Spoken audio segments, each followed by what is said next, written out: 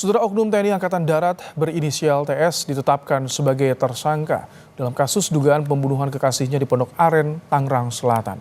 Selain diduga membunuh kekasihnya, tersangka Pratu TS juga melakukan tindakan keluar tanpa izin atau disersi dari Satuan Tugas TNI AD dan mengaku sering menganiaya korban.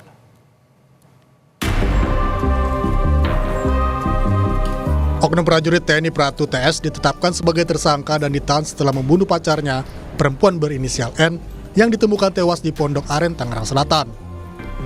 Tersangka ditangkap di Pagedangan, Kabupaten Tangerang. Dari pemeriksaan sementara, Pratu TS ternyata sudah meninggalkan satuan tugasnya atau desersi sejak 19 Januari 2025. Usai ditemukan, Pratu TS mengaku telah melakukan pembunuhan terhadap korban. Saat ini yang bersangkutan, inisial TS itu sudah ditahan dan ditetapkan sebagai tersangka oleh penyidik Denpom Jaya 1 Tangerang, Mbak. Penyidik POM saat ini masih melakukan proses pemeriksaan secara intensif untuk mendalami motif yang bersangkutan itu memang disersi. Disersi itu dari tanggal 19. Disersi dia keluar dari satuan, melarikan diri dari satuan dari tanggal 19.